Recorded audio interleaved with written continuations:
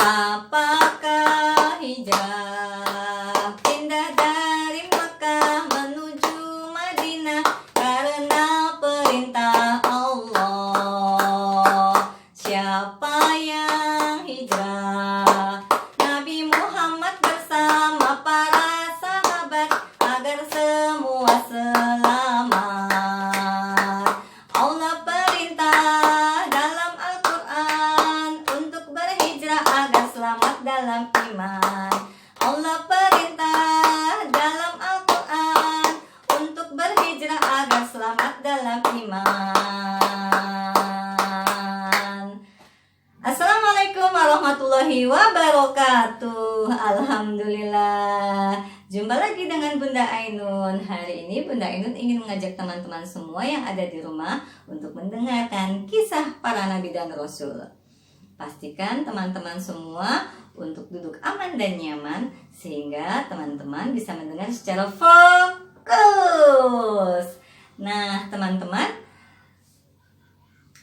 Bunda Ainun yakin teman-teman di rumah sudah siap untuk mendengarkannya. Judulnya adalah Hijrah ke Kota Yathrib. Dakwah Rasulullah Shallallahu Alaihi Wasallam untuk mengajak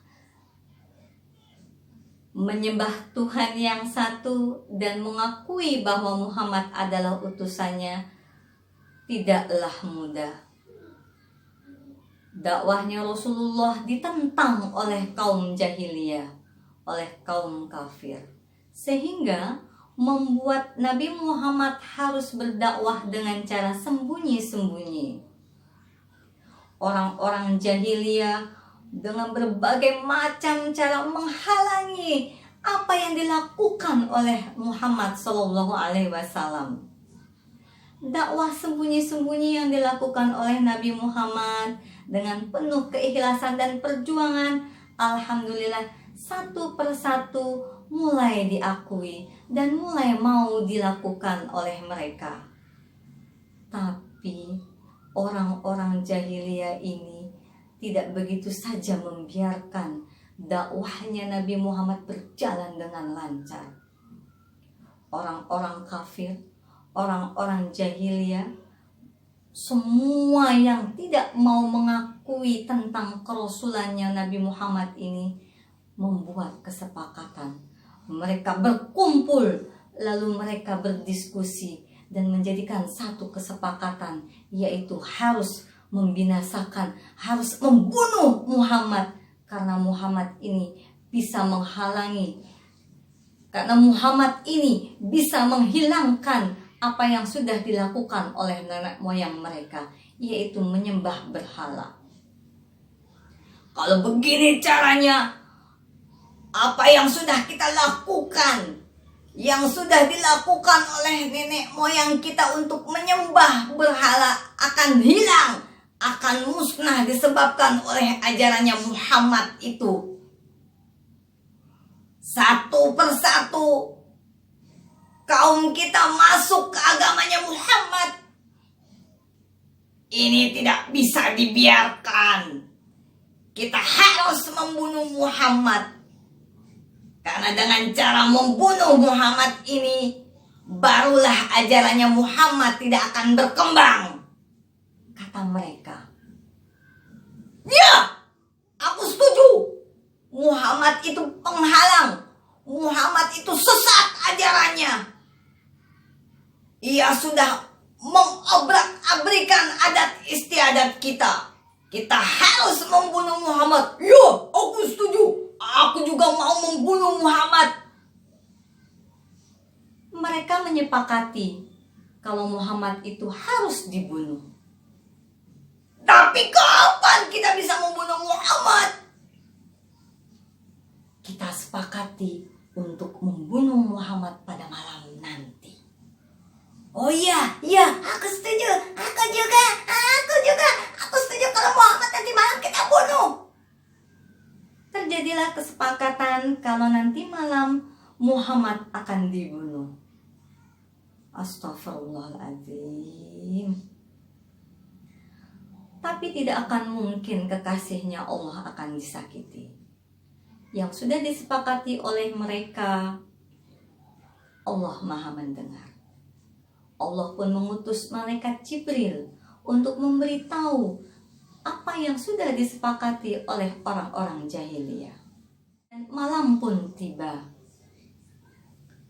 Saat malam sudah semakin larut, orang-orang jahiliyah sudah bersiap-siap menuju rumahnya Muhammad dengan membawa senjata lengkap, pedang, panah, tombak, untuk membunuh Nabi Muhammad. Ketika malam sudah semakin larut, hawa dingin mulai terasa. Allah tak biarkan kekasihnya tersakiti. Allah mengirimkan angin dingin yang membuat mereka merasa ngantuk. Dingin sekali. Kenapa mataku semakin ngantuk ya?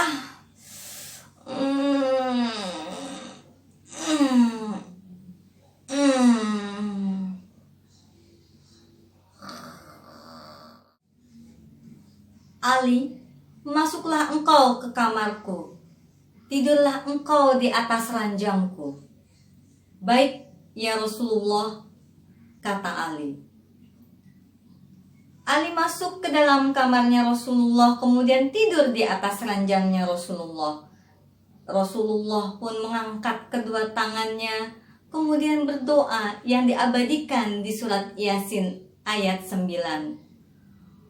Allah meniupkan angin dingin dan menghalangi pandangan mereka, orang-orang kafir.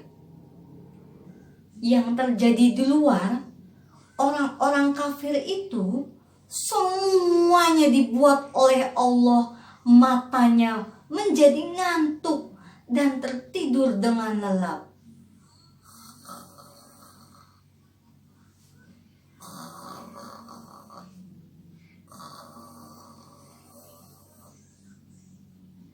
Rasulullah dengan aman keluar dari pintu rumahnya.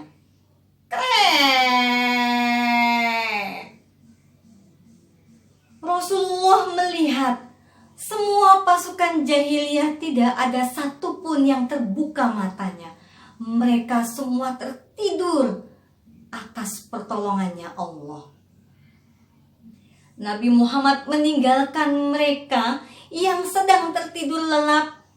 Kemudian Abu Bakar As-Siddiq yang sudah menunggu di luar rumahnya Rasulullah pun mulai mendekati Rasulullah, dan mereka berdua pun melakukan perjalanan di malam hari. Perjalanan yang sangat melelahkan. Rasulullah bersama Abu Bakar As-Siddiq menaiki gunung yang terjal, begitu melelahkan, tapi tetap Rasulullah lakukan bersama sahabatnya untuk menghindari dari niat buruk orang-orang jahiliyah. Sampailah Rasulullah ke atas gunung, di mana di atas gunung itu ada sebuah gua kecil, dan gua itu dimasuki oleh kedua dari mereka. Mereka masuk ke dalam gua, kemudian mereka bersembunyi di dalam gua tersebut. Gua itu adalah gua Sur. Nabi Muhammad bersama dengan sahabatnya berada di dalam gua. Lalu apa yang terjadi di rumahnya Nabi Muhammad ini? Hei, bangun! Apa yang kalian lakukan? Kenapa kalian semuanya tertidur? Bangun!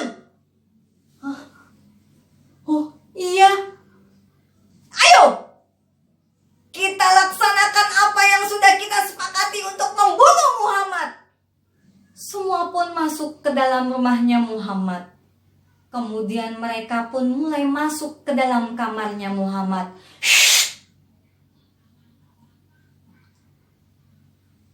Pastikan Muhammad tidak mendengar. pastikan Muhammad tidak tertidur lelap. Persiapkan senjata kalian. Kita mulai akan membunuh Muhammad. Mereka memegang pedang, bersiap-siap memegang senjata untuk melakukan pembunuhan terhadap Muhammad di kamarnya. Pedang mulai dikeluarkan dari sarung, pedang mulai diangkat dan akan dihunyungkan ke tubuh manusia yang berada di atas tempat tidur. Ketika pedang ini mulai akan menebas tubuh yang ada di atas tempat tidur, orang tersebut pun membalikkan tubuhnya.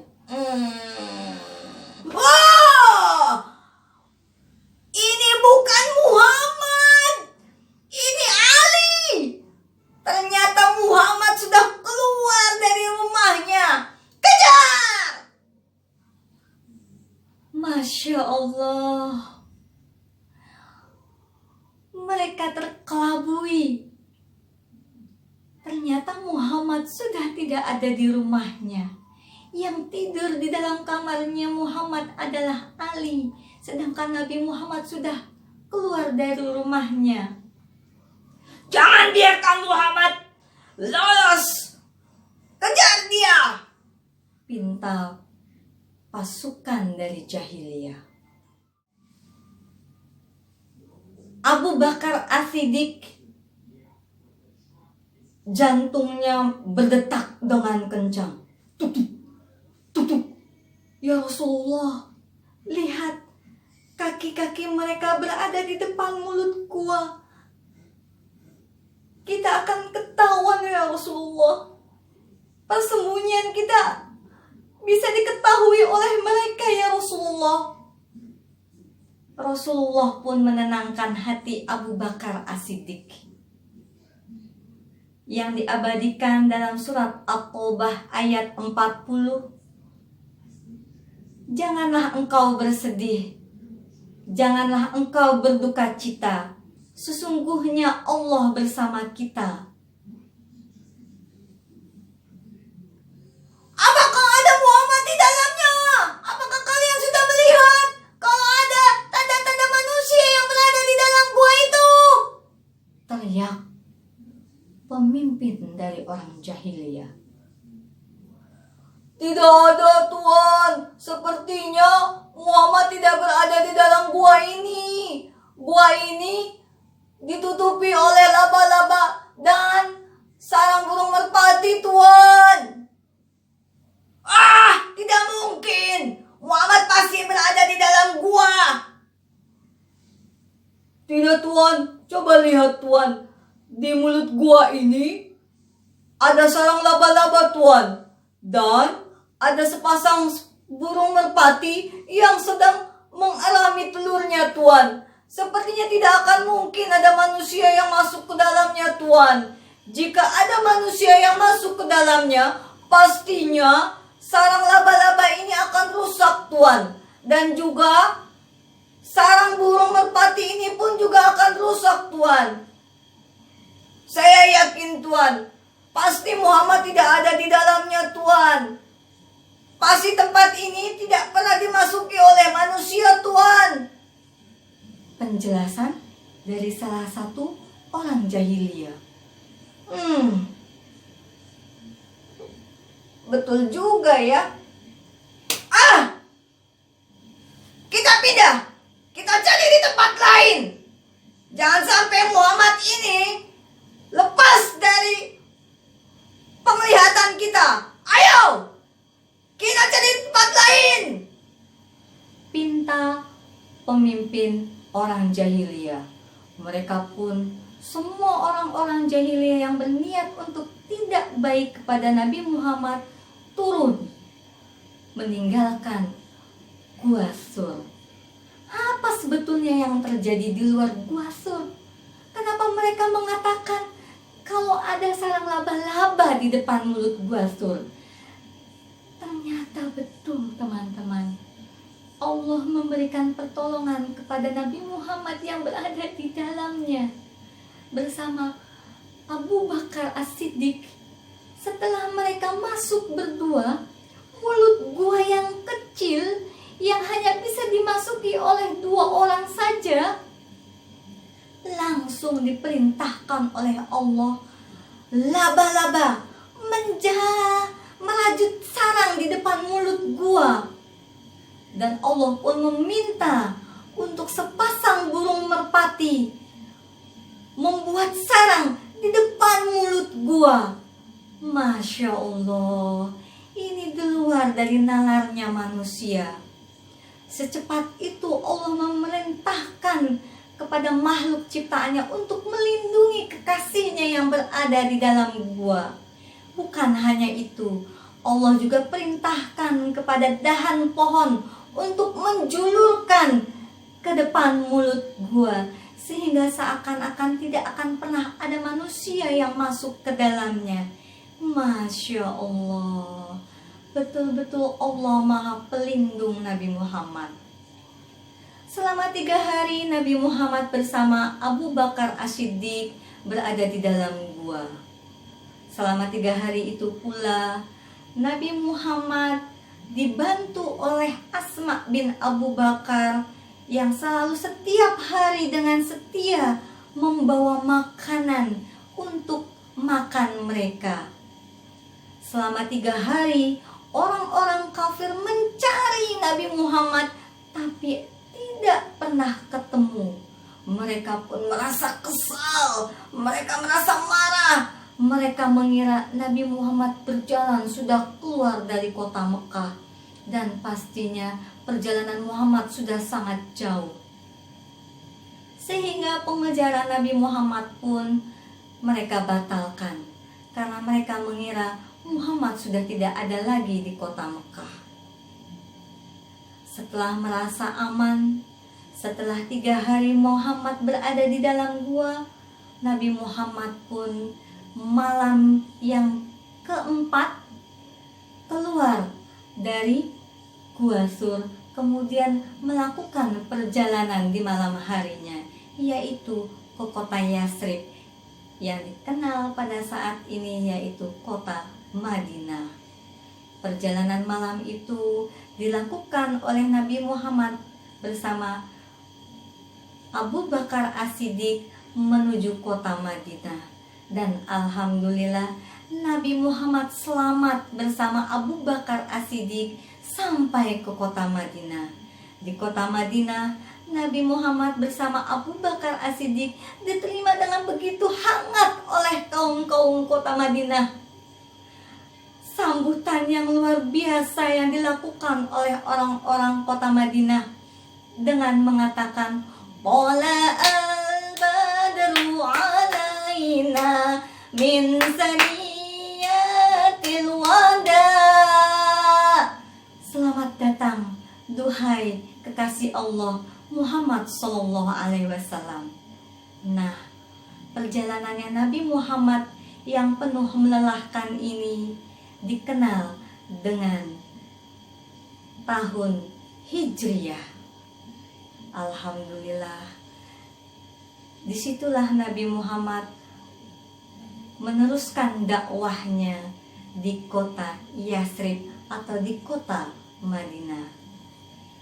Sekarang teman-teman sudah mengetahui tentang bulan Hijriyah, yaitu pindahnya atau hijrahnya Nabi Muhammad dari kota Mekah ke kota Madinah. Nah, sampai di sini dulu kisah tentang Nabi Muhammad. Lain waktu Bunda Ainun akan berkisah lagi di kisah yang lainnya. Wassalamualaikum warahmatullahi wabarakatuh. Sampai jumpa lagi. Terima kasih.